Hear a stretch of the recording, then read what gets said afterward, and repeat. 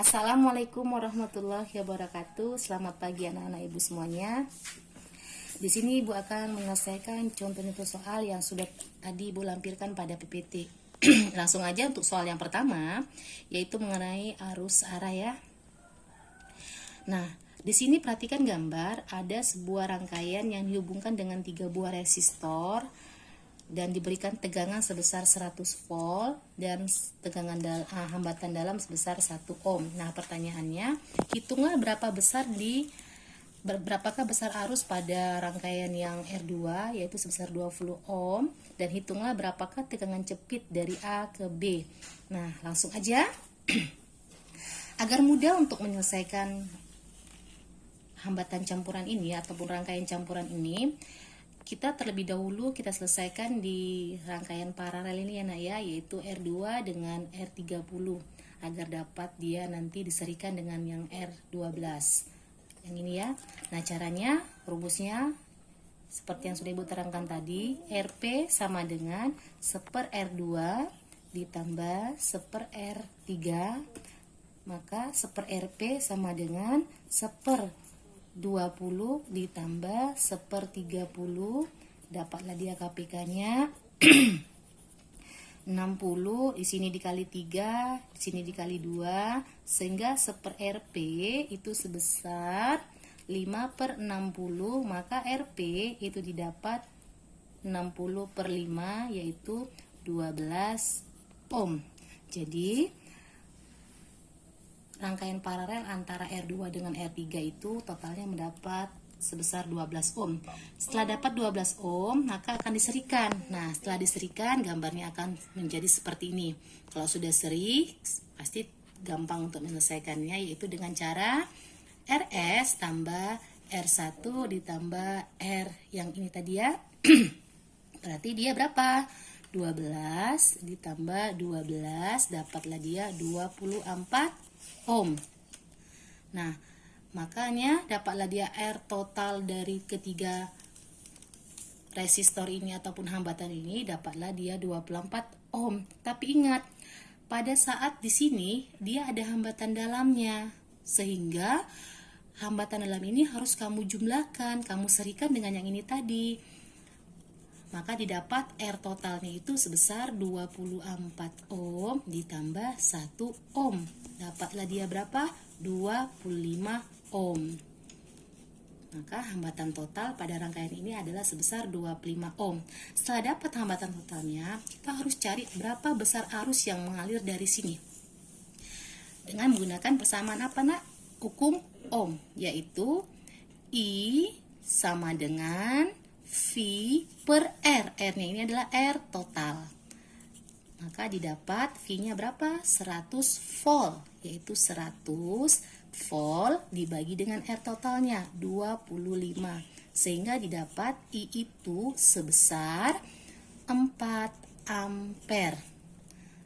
Nah, berarti di rangkaian ini arus yang mengalir dari sini itu sebesar 4 ampere. Tapi belum tentu arus yang di sini itu sebesar 4 ampere. Belum tentu di sini juga sebesar 4 ampere. Kenapa?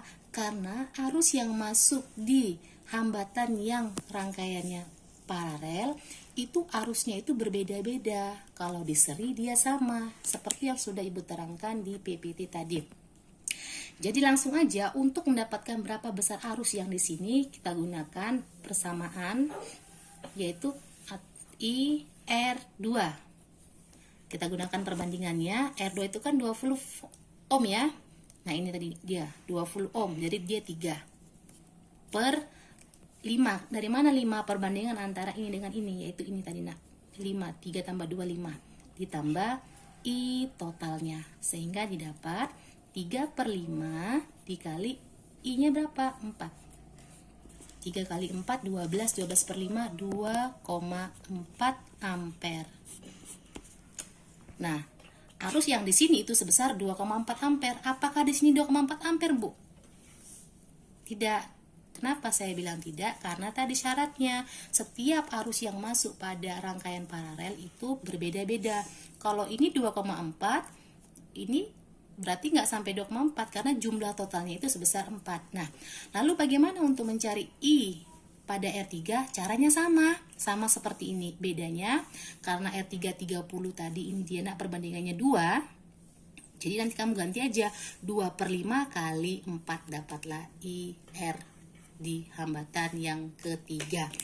Kemudian untuk yang bagian B, yaitu mencari tegangan jepit. Nah, tegangan jepit pada AB ini gampang sekali karena tadi untuk R-nya sudah dapat 24, I-nya sudah dapat 4 ampere. Langsung aja, tegangan jepit itu adalah didapat dengan rumus apa yang sudah Ibu tuliskan tadi, yaitu I dikali R. R-nya itu apa? R yang ini tadi tidak masuk hambatan dalam, sehingga didapat I-nya berapa? 4 ampere dikali R-nya bukan yang 25, tapi menggunakan yang 24 yang belum masuk hambatan dalam tadi, yaitu 24. 4 kali 2 80, 4 kali 4 16, 96 volt. Nah, tegangan jepitnya itu sebesar 96 volt. Tegangan luarnya kan 100 volt dia. Gampang kan, Nak? Ibu rasa semuanya gampang. Yang penting kamu ingat tadi rumusnya hanya rangkaian paralel, rangkaian seri, kemudian hukum ohm, itu aja. Dan harus kamu ingat, pada rangkaian seri arus setiap hambatan itu sama. Di sini nilainya sama, tetapi tegangan di sini itu beda. Kalau rangkaian paralel, arus di sini dan di sini itu tidak sama, tapi tegangannya sama. Tapi setelah dijumlahkan dia akan sama, seperti yang sudah Ibu terangkan. Oke.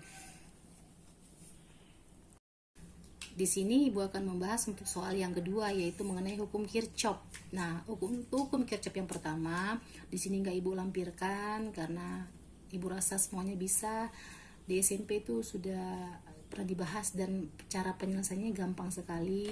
Yang penting kamu ingat, I masuk itu sama dengan I keluar. Berarti berapa jumlah I yang masuk itu nilainya harus sama dengan berapa jumlah I yang keluar. Nah, langsung aja ke soal yang ini mengenai hukum Kirchhoff yang kedua. Tapi di sini menggunakan 1 loop, nanti yang 2 loop akan Ibu lampirkan juga. Perhatikan gambar di sini. Di sini ada rangkaian seperti ini, ada 2 ohm, ada 3 ohm, 3 ohm dan 12 volt. Nah, untuk menyelesaikannya agar kamu mudah, kamu harus ingat syarat-syarat pada hukum Kirchhoff yang kedua. Yaitu apa? Jikalau loop itu searah dengan arus, nilai arus itu adalah positif dan sebaliknya. Kemudian jikalau tegangan kita mulain arah loopnya dari mulai yang panjang ini, tanda gambar yang panjang ini, maka nilai tegangan akan menjadi positif. Tapi kalau kita mulai dari yang pendek ini, itu akan bernilai negatif. Langsung aja. Nah, Bu, gimana menentukan arah loopnya? Terserah kamu, Nak. Mau boleh dari sini boleh, dari sini boleh, terserah kamu. Jadi di sini Ibu ambil dari sini aja. Seperti ini, berarti dia dari sini kemari. Kalau dari sini kemari kan arah loopnya ini, dia sama dengan yang panjang ini. Berarti nilai tegangannya nanti positif. Nah, kan dia kemari. Dimulai dengan yang panjang ya. Nanti kalau dia kemari, berarti dimulai dari yang pendek. Langsung aja. Nah, rumusnya tadi untuk hukum Kirchhoff kedua itu adalah jumlah tegangan ataupun GGL itu ditambah dengan jumlah I dikali dengan R sama dengan 0. Langsung, karena dia dari sini, maka nilai tegangannya itu adalah positif 12. Cari lagi yang tegangan, kan ini. Dia putar kemari, dimulai juga dari yang panjang, maka ditambah dengan 12, positif 12. Ditambah jumlah dari I itu yang ditanya, I. Kemudian dikali dengan R. Di sini R ada berapa? Ada 1, 2, 3. Berarti langsung jumlahkan aja 2 tambah 3 tambah 3 sama dengan 0. 12 tambah 12, 24. Ditambah ini ada 6. 8 ya, 8 I sama dengan 0. Sehingga 8I sama dengan 24, I sama dengan 24 dibagi dengan 8, dapatlah besar I sebesar 3 ampere. Sangat mudah kan? Kalau untuk satu loop mungkin sangat mudah, nanti kalau dua loop mungkin agak susah, tapi caranya sama seperti ini. Nah, untuk soal yang ketiga yang sudah Ibu lampirkan tadi, di sini yang Ibu akan menerangkan atau menyelesaikan jawabannya. Nah, di sini ada satu buah rangkaian. Di sini ditanya, hitunglah berapa besar I1, I2, dan I3. Nah, untuk lebih gampang dulu, kita harus menentukan dulu mana I1, I2, dan I3. Nah, ini ada bidang A-nya, ini saya anggap B-nya. Saya anggap di sini adalah I masuknya. Ini saya anggap I1-nya, I1. Ini juga dia masuk di sini. Saya buat I2-nya, ya, sama-sama masuk mereka ya. Dan ini saya anggap dia keluar. Ini adalah I3-nya, agar lebih mudah cara menyelesaikannya. Nah, setelah seperti ini, kamu tentukan loopnya. Nah, di sini boleh loopnya kamu arah kemari, boleh nanti arah kemari, terserah kamu. Tapi ingat tadi syaratnya, kalau arah loop itu berlawanan dengan arah daripada arusnya, maka nilai arusnya itu adalah negatif. Tetapi kalau mereka sama-sama searah, maka nilainya positif. Nah, di sini Ibu buat loopnya seperti ini, arahnya kemari. Ini loop pertama, loop 1. Ini juga saya buat di sini arahnya kemari, ini loop 2. Nanti terserah kamu mau ke arah kemana, yang penting tadi syaratnya tetap kamu kerjakan, kamu ikutin. Nah, pertama kita selesaikan dulu di sini. Di sini, nah yang tadi syarat yang ingat lagi, kalau dia nilai tegangan itu dapat bernilai positif dan negatif tergantung dari mana dia pertama mengalirnya. Nah, karena saya loopnya seperti ini kan dimulai dengan yang pendek, maka nilai tegangannya itu harus negatif. Nanti yang di sini juga dari yang pendek juga dia nanti negatif. Kalau kamu putarnya kemari, berarti kan dimulai dari sini. Ini kan tanda positif, berarti nanti nilai tegangannya positif, atau sebaliknya seperti ini, nilainya positif. Terserah kamu, mana kamu yang gampangnya saja. Nah, sekarang kita selesaikan untuk loop pertama. Loop pertama ya. Nah, di sini karena dia arahnya kemari, berarti dia tegangannya, atau sebelum ke situ, ingat tadi rumus untuk hukum Kirchhoff adalah sigma GGL atau sigma tegangannya itu ditambah dengan sigma harus dikali dengan R, harus sama dengan 0. Ini adalah rumus daripada hukum Kirchhoff yang kedua. Nah, sekarang kita lihat untuk loop yang pertama ya. Loop yang pertama, karena dia dimulai dari yang pendek, berarti tegangannya minus 4. Sudah, kan putar terus kemari. Dia harusnya jalan, putar kemari, ketemu dengan resistor yang ketiga. Resistor tadi, ini dia dikali dengan R, ditambah I3 dikali dengan R yang ketiga, yaitu berapa? 2 ohm. Sudah? Terus dia kemari, sampai kemari, ketemu dengan I1. Berarti ditambah I1 dikali dengan R yang 4 ohm. 4 ohm. Sampailah dia kembali kemari. Masukkan sama dengan 0, karena tadi rumusnya ada sama dengan 0. Setelah seperti ini, kita selesaikan. Minus 4 ditambah 2I3 ditambah 4I1 sama dengan 0, atau 2I3 ditambah 4I1 sama dengan positif 4. Nah, kita anggap ini adalah persamaan yang pertama. Lanjut ke loop yang kedua. Kita bahas tentang loop yang kedua. Loop yang kedua, ingat tadi ini bernilai positif karena arah arusnya ini dengan arah loopnya itu sama. Jadi nanti kalau kamu putar, ingat kalau arah arusnya berbeda sama arah loopnya, itu berarti nilai I-nya itu harus negatif. Lanjut loop yang kedua, dengan cara yang sama, kita anggap dia masuk kemari, dari sini keluar kemari. Nah, karena dia awalnya adalah kita jumpai adalah garis pendek atau kutub negatifnya, maka tegangannya harus minus, sama seperti ini. Minus 4 ditambah dia kemari. Sudah kemari, keluar dia, ditambah I3 berapa hambatannya? Dikali 2 ditambah masuk kemari lagi. Ini tadi kita anggap I2. Berarti I2 dikali berapa hambatannya? Dikali 4 sama dengan 0, sama seperti ini. Kita buat minus 4 ditambah 2I3 ditambah 4I2 sama dengan 0. Makanya hasilnya menjadi 2I3 ditambah 4I2 sama dengan 0. Sama dengan berapa? 4 ya, karena dia pindah kemari. Ini saya anggap adalah persamaan yang kedua. Kemudian persamaan pertama dan kedua ini kamu substitusikan, dieliminasi ya, dieliminasi namanya. Itu dia menjadi 2I3 ditambah 4I1 sama dengan 4. Kemudian 2I3 ditambah 4I2 sama dengan 4. Supaya habis salah satunya saya kurang ya. Ini habis, tinggal berapa? Tinggal 4I1 dikurang, juga habis ya. 4I2 sama dengan 0. Sehingga I1 sama dengan 4I1 sama dengan 4I2, I1 sama dengan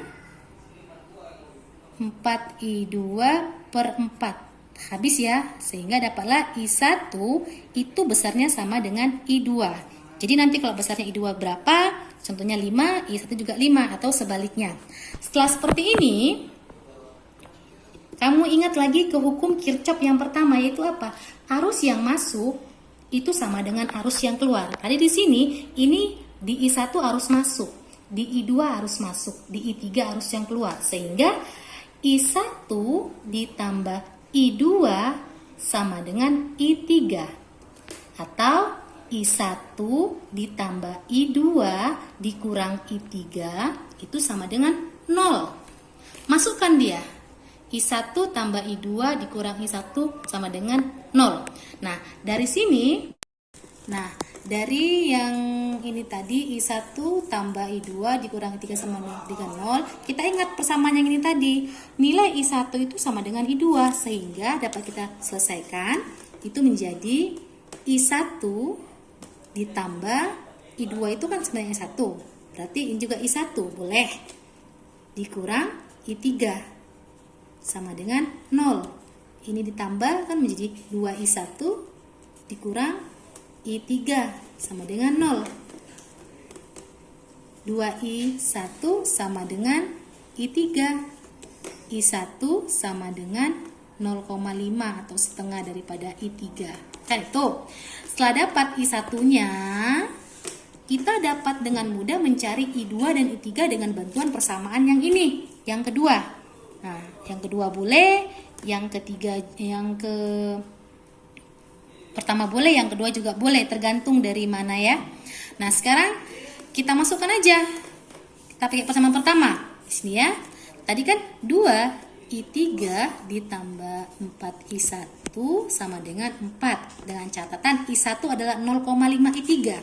Berarti masukkan 2I3 tambah 4, buka kurung.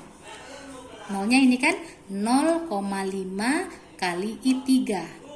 Tutup kurung sama dengan 4. Maka 2I3 ditambah 2I3 sama dengan 4. Kalau dijumlahkan menjadi berapa ini ya? 4I3 sama dengan 4. Sehingga I3 sama dengan 1 ampere. I3 udah dapat 1 ampere. Kemudian I2-nya berapa? Belum ya. I1-nya berapa? Belum juga ini ya. Jadi nanti kalau dapat I1 pasti juga dapat I2. Langsung aja kita, karena I3 udah dapat, boleh pakai yang mana Bu? Boleh pakai yang ini, boleh pakai yang ini juga boleh, terserah kamu. Kita pakai yang mana ya kira-kira? Pakai ini aja. Langsung aja. I1 sama dengan 0,5 I3. I1 tadi itu yang mau ditanya, 0,5. I3-nya berapa? 1.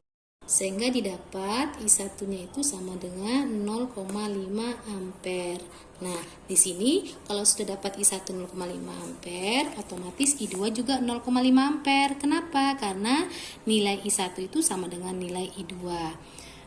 Cukup mudah kan, Nak? Kalau kamu kerjakan dengan pelan-pelan, Ibu yakin kalian semua pasti bisa. Nah, yang tadi untuk mencari ini, nilai I3, boleh pakai persamaan pertama boleh, persamaan kedua juga boleh. Semua bisa digunakan.